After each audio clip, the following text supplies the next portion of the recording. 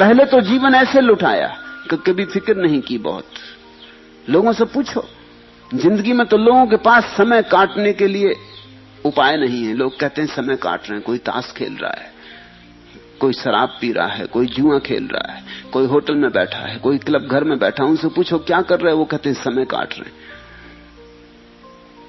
जैसे समय जरूरत से ज्यादा है तो काट रहे हैं, उसे क्या करें।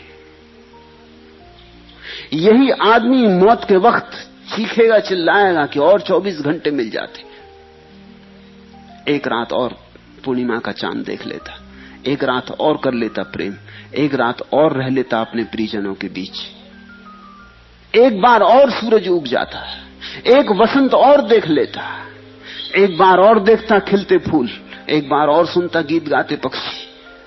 पकड़ता है, अब सब जा रहा है, अब नहीं सोचता उसे कि क्या करे। पहले समय काटता था। तुम सोचते हो तुम समय काट रहे हो, तुम गलती में हो, समय तुम्हें काट रहा है। तुम समय को क्या काटोगे? तुम समय को कैसे काटोगे? आदमी के पास कोई आरा नहीं है जिससे समय काटा जा सके। समय इतना सूक्ष्म है, कोई आरा उसे नहीं काटता। समय का आरा तुम्हें काटता जाता है। जब तुम ताश खेलते हो, कहते हो समय काट रहे हैं, तो समय हंसता है। समय तुम्हें काट रहा है, समय तुम्हारी मौत को करीब ला रहा है। जिस दिन मौत द्वार पर खड़ी हो जाएगी, उस दिन मुश्किल में पड़ोगे। एक सूफी कथा है, एक लकड़हारा 70 साल का हो गया है। लकड़ियां ढोते ढोते जिंदगी बीत गई। कई बार सोचा कि मर क्यों ना जाऊं। कई बार परमात्मा से प्रार्थना की कि हे प्रभु, मेरी मौत क्यों नहीं भेज देता। सार क्या है इस जीवन में? रोज लकड़ी काटना, रोज लकड़ी बेचना, थक गया हूं। किसी तरह रोटी रोजी जुटा पाता हूं, फिर भी पूरा पेट नहीं भरता। 1 जून मिल जाए तो बहुत। कभी कभी 2 जून भी उपवास हो जाता है। कभी वर्षा ज्यादा दिन हो जाती, लकड़ी नहीं काटने जा पाता। फिर बूढ़ा भी हो गया हूं, कभी बीमार हो जाता। और लकड़ी काटने से मिलता कितना है। एक दिन लौटता था थका मांदा, खांसता खकारता अपने गट्ठर को लिए, और बीच में एकदम ऐसा उसे लगा कि अब बिल्कुल व्यर्थ है मेरा जीवन, ये मैं क्यों ढो रहा हूं। उसने गट्ठर नीचे पटक दिया, आकाश की तरफ हाथ जोड़ के कहा कि मृत्यु तू सबको आती है और मुझे नहीं आती। हे यमदूत, तुम मुझे क्या भूल ही गए हो? उठा लो अब। संयोग की बात, ऐसा अक्सर तो होता नहीं। उस दिन हो गया, यमदूत पास से ही गुजरते थे, किसी को लेने जा रहे होंगे। सोचा कि बूढ़ा बड़े हृदय से कातर होकर पुकार रहा है, तो यमदूत आ गए। उन्होंने उसके कंधे पर हाथ रखा, बोले क्या भाई, क्या काम है? बूढ़े ने देखा मौत सामने खड़ी, प्राण कब गए। कई दफे जिंदगी में बुलाई थी मौत, बुलाने का एक मजा है जब तक आए ना। अब मौत सामने खड़ी थी तो प्राण कब गए, भूल ही गया मरने इत्यादि की बातें। बोला कुछ नहीं और कुछ नहीं, गट्ठर मेरा नीचे गिर गया है, यहां कोई उठाने वाला ना दिखा, इसलिए आपको बुलाया, जरा उठा दें और नमस्कार। कोई आने की जरूरत नहीं है। और ऐसे तो हम जिंदगी भर कहते रहे मुझे मरना नहीं है, ये सिर्फ गट्ठर मेरा उठा के मेरे सिर पर रख दें। जिस गट्ठर से परेशान था उसी को यमदूत से उठवा के सिर पर रख लिया। उस दिन उस बूढ़े की पुलक देखते जब वो घर की तरफ आया, जवान हो गया था फिर से, बड़ा प्रसन्न था, बड़ा प्रसन्न था कि बच गए मौत से। मौत के क्षण में जीवेशना प्रगाढ़ हो जाती है। अब तो मौत दिखाई पड़ती, इधर गया हुआ जीवन दिखाई पड़ता है जिसको ऐसे ही गंवा दिया, कभी भोगा नहीं। इस अकड़ में रहे कि क्षणभंगुर को क्या भोगे। कभी ठीक से खाया नहीं, कभी ठीक से पहना नहीं, कभी ठीक से राग रंग ना किया। इस सबको उस आशा में बिता दिया, और ये खड़ी मौत, और मौत के पार कुछ है। अब ये पक्का नहीं होता। अब कौन पक्का दिलाए, कौन भरोसा दिलाए। तो जीवेशना बहुत जोर से उठेगी। मेरी प्रक्रिया मूलतः भिन्न है, इसलिए मैं तुमसे कहता हूं, वासना से भागना मत, वासना को दबाना मत, वासना को जीना, समग्रता से जीना। इस जीवन के अवसर को छोड़ना नहीं। इस जीवन के अवसर में जितने गहरे उतर सको उतर जाना। एक ही बात ख्याल रखना, जागरूक रहना और देखते रहना कि इस जीवन में कितने ही गहरे उतरो, कुछ मिलता है कि नहीं मिलता। मैं तुमसे उपवास करने को नहीं कहता, मैं कहता हूं जितना स्वाद ले सको भोजन का लेना, लेकिन स्वाद ले लेके बार बार जाग के देखना मिला क्या। पानी पे बबूला उठा और मिट गया। जितनी काम वासना में उतरना हो उतर जाना, लेकिन हर बार काम वासना को ध्यान बना लेना, उतरते वक्त देखना कि मिल क्या रहा है। और मैं तुमसे ये नहीं कह रहा हूं कि तुम कहो कि कुछ नहीं मिल रहा है, ख्याल रखना, वो तुमने कहा तो गड़बड़ हो गई, तुमने दमन शुरू कर दिया। मैं तुमसे ये नहीं कह रहा हूं कि तुम दोहराना कि क्या रखा है यहां, कुछ भी नहीं मिल रहा है, मैं ये कह ही नहीं रहा। मैं ये कह रहा हूं तुम गौर से देखना, कुछ मिल रहा है, कौन जाने मिलता हो तो ठीक। और भय क्या है, लेकिन कभी यहीं किसी को कभी कुछ नहीं मिला। इसलिए अगर तुमने गौर से देखा तो तुम पा ही लोगे सब राख है। ये जो राख की अनुभूति है, ये सारे जीवन पर तुम्हारे राख का जो अनुभव होगा, यही तुम्हें कह देगा इस जीवन में कुछ भी नहीं। फिर मौत आएगी तो तुम डरोगे क्यों, भयभीत क्यों होगे? जिस जीवन में कुछ था ही नहीं, अगर वो जाने लगा तो पकड़ने की क्या बात है। हम पकड़ते इसीलिए हैं कि हम ठीक से देख नहीं पाए कि जीवन में क्या है। एक लड़का सिर्फ दही ही दही खाता था, सब समझा बुझाकर हार गए।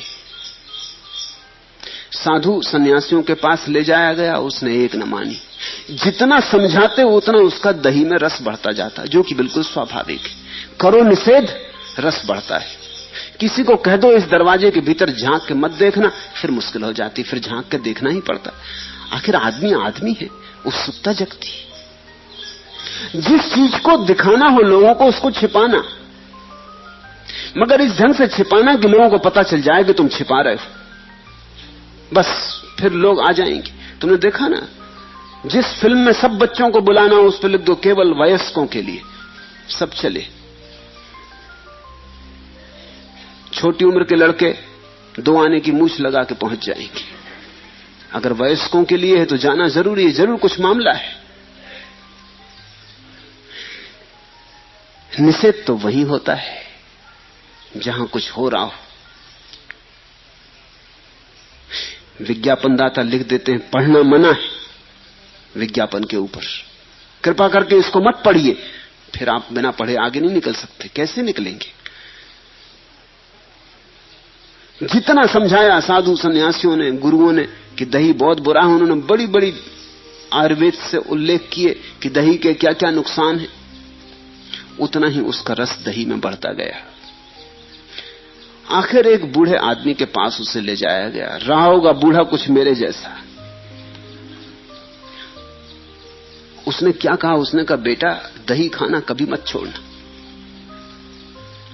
इसमें बड़े गुण हैं, ये तो लाख दवाओं की दवा है दही। वो बेटा भी चौंका कि इतने दिन हो गए कभी किसी ने ये नहीं कहा। जिसके पास गए वही दही के खिलाफ था। ये बूढ़ा होश में है, मानता तो वो भी था कि खराब है, क्योंकि तकलीफ तो वो भी भोगता था दही के कारण। सर्दी जुकाम पकड़े रहता, बुखार आ जाता। अभी जवान था लेकिन फीका होने लगा था, दही मारे डाल रहा था। मगर जितना लोग समझाते थे उतनी जिद पकड़ती जाती थी, तो ना अहंकार भी अकड़ता जाता था। इस बूढ़े की बात उसने भी जरा चौंक के सुनी। उसने कहा क्या कह रहे महाराज, दही में बड़े गुण? उसने करे लाख दवाओं की दवा है दही, रामबाण समझो। इसे तुम कभी भूलनी मत, चूकनी मत, दुनिया कुछ भी कहे तुम डटे रहना। उसने कहा तो जरा बताइए क्या गुण है, क्योंकि उसने दुर्गुण तो बहुत सुने थे, उसे एक आदमी नहीं मिला था कभी जिसने कोई गुण बताए हों। उस बूढ़े ने कहा कौन से गुण? गुण ही गुण है। जैसे समझो, पहला, एक की दही खाने वाले की कभी चोरी नहीं होती।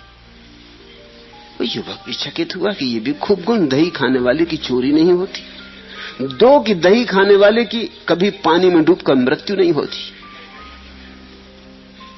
उसने देखा कि बूढ़ा पागल तो नहीं है, दही से पानी में डूबने का क्या संबंध। और 3 के दही खाने वालों को कभी कुत्ता नहीं काटता। उसने कहा आप होश में तो हैं, क्या बातें कर रहे हैं, किस शास्त्र में लिखा है, आयुर्वेद में कहां लिखा है? और बूढ़े ने कहा सुन, और 4 कि दही खाने वाला कभी बूढ़ा नहीं होता। वो युवक तो बोला कि मैंने बहुत ज्ञानी सुने, मगर आप कुछ अलग ही तरह के ज्ञानी, जरा मुझे विस्तार से समझाइए। ये सुनकर उस बूढ़े ने कहा, सुनो, पहले तो बिल्कुल साफ है, सारी बात साफ है। दही खाने वाला रात भर खांसता है, चोर उसके घर में घुस कैसे सकते? इसलिए दही खाने वाले की कभी चोरी नहीं होती। दही खाने वाला सर्दी से इतना पीड़ित रहता है कि पानी के पास जाने से डरता है। नदी में डूब कर मरेगा कैसे?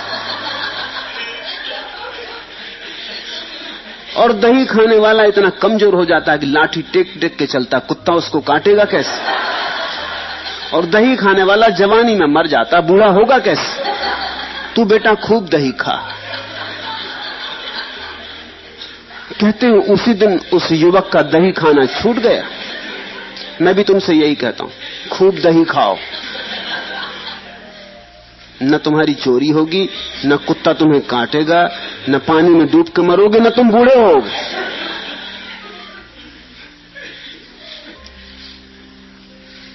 वासना से छूटने का एक ही उपाय है कि वासना की पीड़ाओं को ठीक से जान लो, और वासनाओं की पीड़ाओं को जानने का एक ही मार्ग है कि तुम वासना में बोधपूर्वक उतरो।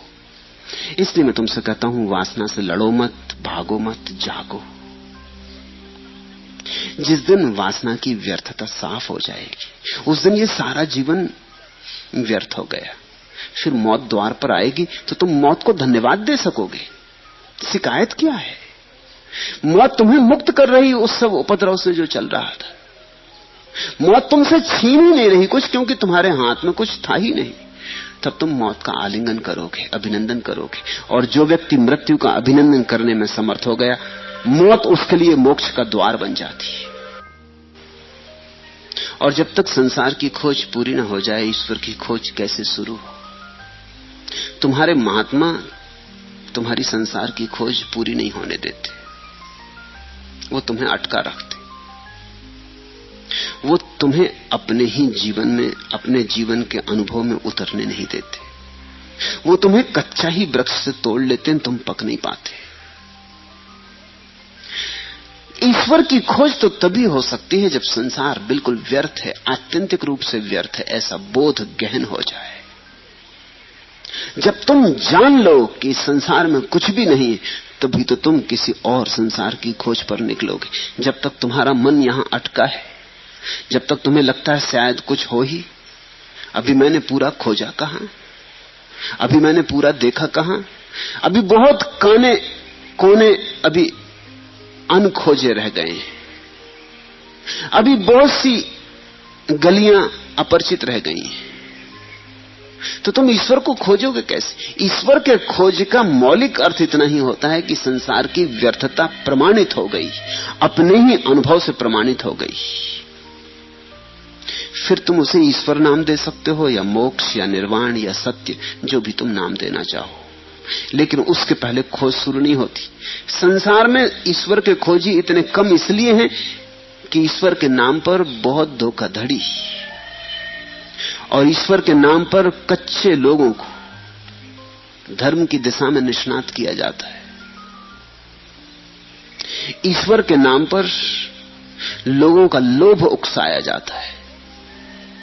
लोभ से मुक्ति नहीं होती, लोभ उकसाया जाता है। तुम्हें तुम्हारे शास्त्र अधिकतर यही समझाते रहते कि छोड़ दो तो बहुत पाओगे, और जब कोई बहुत पाने के लिए छोड़ता है तो छोड़ता ही नहीं। पाने के लिए छोड़ा तो छोड़ा कहां? 1 रुपया छूटा और 1000 मिलने वाले हैं, तो छूटे कहां? तुमने तो बड़ा सौदा कर लिया, 1 रुपया छोड़ा और 1000 पाने का इंतजाम कर लिया। तो तुम्हारे लगाव तो वही के वही है, तुम बदलते तो रत्ती भर नहीं। तुम्हारा ईश्वर भी तुम्हारे साथ झूठा हो जाता, तुम झूठे हो, तुम्हारा ईश्वर झूठा हो जाता। तुम अभी सच्चे नहीं। तुमने अभी इस जीवन का जो अवसर तुम्हें मिला है, इसकी ठीक ठीक जांच परख नहीं की। तो पहली तो बात मैं ये कहता हूं, इसकी ठीक जांच परख करो। ये अवसर बहुमूल्य है, इसे ऐसे ही मत गंवा दो। इन्हें फिजूल बातों में मत गंवा देना, किसी एरेगेरे की बातों में मत गंवा देना। ये तुम्हारा जीवन है, इस जीवन को तुम अनुभव करो। तुम्हें अगर क्रोध उठता है तो क्रोध का अनुभव करो, ताकि क्रोध की पीड़ा साफ हो जाए, इतनी साफ हो जाए कि उसी स्पष्टता के कारण क्रोध करना मुश्किल हो जाए। तुम्हें काम है तो काम में उतर जाओ, मगर इतने गहरे उतर जाओ कि तुम्हें काम में कुछ भी सार नहीं है, ऐसा सूत्र उपलब्ध हो जाए जीवंत अनुभव से। तुम्हें धन की दौड़ है, कोई हर्जा नहीं, दौड़ लो, जल्दी कुछ भी नहीं है। अगर तुम बिना धन की दौड़ में गए और महात्मा हो गए तो तुम महात्मा होके भी धन की दौड़ ही जारी रखोगे, कुछ फर्क ना पड़ेगा। अगर तुम्हें राजनीति में रस है तो लड़ ही लो चुनाव, उतर जाओ उसी उपद्रव में, हो ही लो पागल। अगर तुम बीच में ही लौट आए, गए नहीं, कह रहे उसमें क्या रखा है, बुद्धिमानों की बात मान ली, उधार बात मान ली कि बुद्धिमान कहते हैं राजनीति में क्या रखा है, और तुम गए नहीं, तुम महात्मा हो जाओगे, लेकिन तुम्हारी जिंदगी राजनीतिक की ही जिंदगी होगी। तुम बैठ जाओगे आसन लगा के, लेकिन तुम्हारे भीतर राजनीतिक मौजूद रहेगा। जीवन में रूपांतरण अनुभव से आते हैं, भीतर की बदलाहट से आते हैं, बाहर की बदलाहट से नहीं। धर्म के नाम पर लोगों ने बाहर खूब बदलाहटें कर ली। मैंने सुना है, एक रूसी कथा है, एक कौआ बड़ी तेजी से उड़ता जा रहा था। एक बुलबुल ने उसे देखा और पूछा, चाचा कहां जा रहे हो? पूरब को जा रहा हूं, यहां मेरा रहना दूभर हो गया है, कौए ने कहा। कोयल ने पूछा क्यों? कौए ने कहा, यहां मेरे गान पर सभी को ऐतराज है। मैं गाता नहीं, मैंने शुरू गाना नहीं किया कि लोग ऐतराज करने लगते, कह रहे बंद करो, बकवास बंद करो, कांव कांव बंद करो। यहां गाने की स्वतंत्रता नहीं और सबको मेरे गाने पर ऐतराज है। कोयल ने पूछा, लेकिन जाने मात्र से तो तुम्हारी समस्या हल नहीं होगी, पूरब जाने से क्या होगा? कौए ने कहा क्यों? कौए ने आश्चर्य पूछा, इसलिए कि जब तक तुम अपनी आवाज नहीं बदलते, पूरब वाले भी तुम्हारे गाने पे ऐतराज उठाएंगे, पूरब वाले भी तुम्हारे गाने को इसी तरह नापसंद करेंगे। कुछ फर्क ना पड़ेगा, तुम्हारी आवाज, तुम्हारा कंठ बदलना चाहिए। परिस्थिति बदलने से कुछ नहीं होता, मनस्थिति बदलनी चाहिए। एक आदमी ग्रस्त था, ग्रस्ती से अभी मुक्त तो मन न हुआ था, लेकिन संन्यास्त हो गया। अब वो संन्यास्त होके नई ग्रस्ती बसाएगा। एक आदमी के बेटे बेटी थे, उनसे छूट गया, तो शिष्य शिष्याओं से उतना ही मोह लगा लेगा, कोई फर्क ना पड़ेगा। कोयल ने ठीक कहा कि चाचा पूरब जाने से कुछ भी ना होगा, लोग वहां भी तुम्हारी कांव कांव पर इतना ही ऐतराज उठाएंगे। ईश्वर के खोजी संसार में इसलिए कम है कि ईश्वर के झूठे खोजी बहुत ज्यादा हैं, और ईश्वर के झूठी खोजी होने में बड़ी सुगमता है। कुछ बदलना नहीं पड़ता और बदलने का मजा आ जाता, धार्मिक होना नहीं पड़ता और धार्मिक होने का रस और अहंकार। कच्चे लोग फलों से, वृक्षों से तोड़ लिए गए, कच्चे फल पके नहीं थे, पकने का मौका नहीं मिला था। मैं तुमसे कहता हूं नास्तिक रहना। अगर नास्तिकता अभी तुम्हारे लिए स्वाभाविक मालूम पड़ती हो, अभी आस्तिक होने की जरूरत नहीं, फिर अभी घड़ी नहीं आई, जल्दी क्या है? अभी कच्चे हो, पको। जिस दिन नास्तिकता अपनी ही समझ से गिर जाए और जीवन में स्वीकार का भाव उठे, उसी दिन आस्तिक बनना, उसके पहले मत बन जाना। नहीं तो झूठा आस्तिक सच्चे नास्तिक से बदतर हालत में हो जाता है।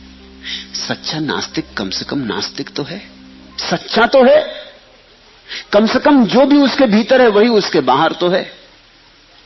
अधिकतर लोग भीतर से नास्तिक हैं, बाहर से आस्तिक हैं। मंदिर में जाते हैं, सिर भी झुकाते, मस्जिद में नमाज भी पढ़ाते, और भीतर न नमाज होती, न सिर झुकता, न प्रार्थना उठती।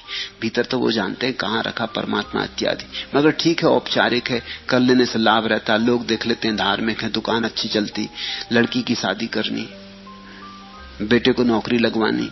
अगर लोगों को पता चल जाए नास्तिक हो तो लड़के को नौकरी ना मिले, लड़की की शादी मुश्किल हो जाए। मेरे पास लोग आते, वो कहते हैं आपकी बात बिल्कुल जस्ती, लेकिन अभी लड़की की शादी करनी। अभी बेटे को नौकरी लगवानी, अभी जरा ठहरे। आपकी बात बिल्कुल जस्ती, मगर जरा पहले हम निपट लें, नहीं तो झंझट होगी, असुविधा होगी खड़ी। आप जो कहते हैं ठीक हमें मालूम पड़ता, और जो हम मानते हैं वो गलत मालूम पड़ने लगा है, लेकिन अभी हम छोड़ेंगे नहीं, अभी औपचारिकता निभा लेंगे।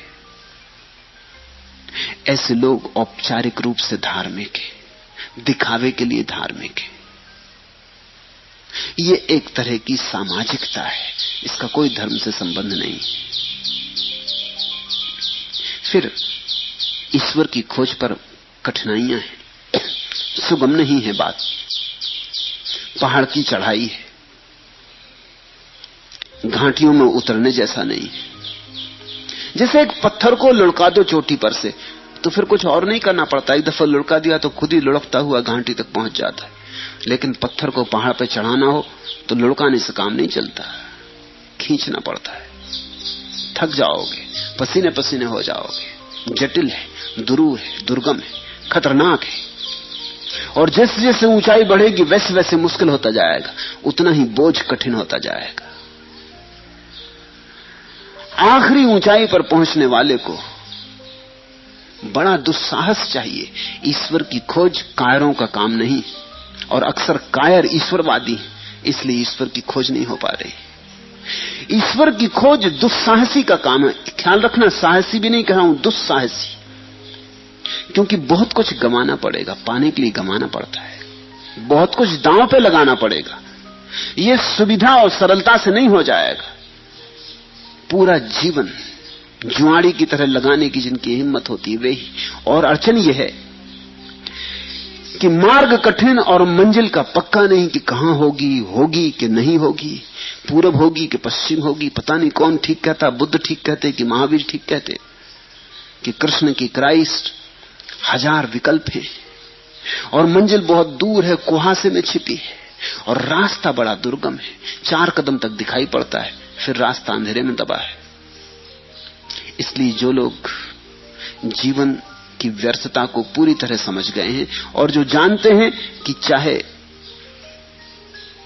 ईश्वर ना भी हो तो भी खोजने योग्य है, क्योंकि यहां जीवन में तो बैठे रहने से कुछ भी सार नहीं, यहां जीवन तो व्यर्थ हो ही गया। अब उठ पड़ो, चल पड़ो, अब दांव पे लगाया जा सकता है। खोने को कुछ भी नहीं है, अगर मिला तो ठीक, नहीं मिला तो कुछ भी नहीं खोया। खोने को कुछ था ही नहीं, जीवन को तो देख लिया था, सब पन्ने पढ़ के देख लिए थे। फिर सत्य की खोज पे बड़ी कसौटियां आती। मैं एक छोटी सी घटना पढ़ रहा था। ईसाई संत हुई, अपूर्व महिला हुई, तेरेसा। दुनिया में थोड़ी सी महिलाओं ने ऐसी ऊंचाई पाई है, किसी मीरा ने, सहजों ने, दया ने, लल्ला ने, बहुत थोड़ी सी महिलाओं ने। तेरेसा उनमें से एक है। तेरेसा एक बार एक नाले को पार कर रही थी, चूक से उसका पैर फिसल गया और वो बाढ़ आए नाले में डूबते डूबते बची। पैर में चोट भी खा गई, मोच भी आ गई, चमड़ी भी छिल गई पत्थर पर गिर के, संभवतः हड्डी भी टूट गई हो। वह बूढ़ी भी हो गई थी। किसी प्रकार किनारे लगी और उसने सिर उठा के ईश्वर से कहा, आकाश की तरफ देखकर कहा, हे प्रभु, मुझसे व्यवहार करने का ये कैसा तुम्हारा ढंग? Is this the way you treat me? ये कोई बात हुई? एक बूढ़ी औरत को ऐसे गिरा देना बीच नाले में। सब छोड़ दिया था परमात्मा पर, तो जिन्होंने सब छोड़ा है वही इसी तरह की दिल खोल के बात भी कर सकते कि ये कोई बात हुई, ये कोई ढंग हुआ तुम्हारा, ये कोई व्यवहार है? और उत्तर में उसने आकाशवाणी सुनी, कभी कभी मैं अपने मित्रों के साथ ऐसा व्यवहार भी करता हूं, but sometimes this is how I treat my friends. ईश्वर की आवाज गूंजी कि हां, ऐसा ऐसा कभी कभी मैं व्यवहार अपने मित्रों के साथ करता हूं। शत्रुओं के साथ तो ईश्वर बड़ा दयालु, क्षमा करने को तैयार, मित्रों के साथ बहुत कठिन। कारण मित्रों को कसता है, मित्रों के लिए परीक्षा। शत्रुओं को क्या कसना, वे तो वैसे ही भटके हैं, उन पर दया करता है। मित्रों को कसता है, पहुंचने के करीब करीब हो रहे, घर करीब आ रहा, कसावट बढ़ती जाती, उनकी परीक्षा लेता, परीक्षण करता है। सो ईश्वर की आवाज ने कहा, but sometimes this is how I treat my friends. अपने मित्रों के साथ ऐसा व्यवहार कभी कभी मैं करता हूं। तेरासा ने कहा, तब सुन लो, तब कोई आश्चर्य नहीं कि तुम्हारे मित्र इतने थोड़े क्यों हैं। Then no wonder you have so few of them. तुम पूछते हो ईश्वर के इतने खोजी कम है, क्यों है? इसीलिए ईश्वर खूब परीक्षा करता। मगर तेरेसा जैसी हिम्मत की औरत ही ऐसी बात कह सकती तो सुन लो, उसने कहा। फिर इसलिए बैठे रहते अकेले, संग साथी भी नहीं मिलते, क्योंकि जो मिलते उनको तुम सताते उल्टा। अब ये बूढ़ी औरत को ऐसे फिसला देना, ऐसे गिरा देना, हड्डी तोड़ देना, ये भी कोई बात हुई? आदमी थोड़ा शिष्टाचार का भी ख्याल रखता है, इसका भी तुम्हें ख्याल नहीं। मगर ये बड़े प्रेम में बातें कही गई। बात महत्वपूर्ण है। महत्वपूर्ण यह है कि तेरेसा ने कहा, इसलिए तुम्हारे मित्र इतने कम हैं। अब मैं जान गई कि तुम्हारे मित्रों की संख्या कम क्यों है। कसौटी है।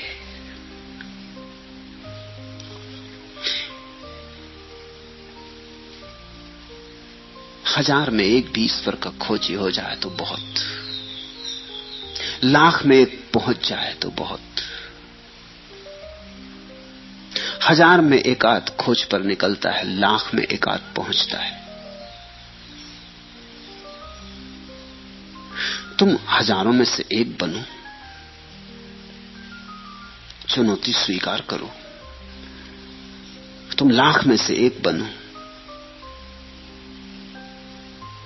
क्योंकि उसी अद्वितीय अनुभव से जीवन तृप्त होता है, संतुष्ट होता है। ईश्वर के बिना कोई तृप्ति नहीं, सत्य के बिना कोई संतोष नहीं।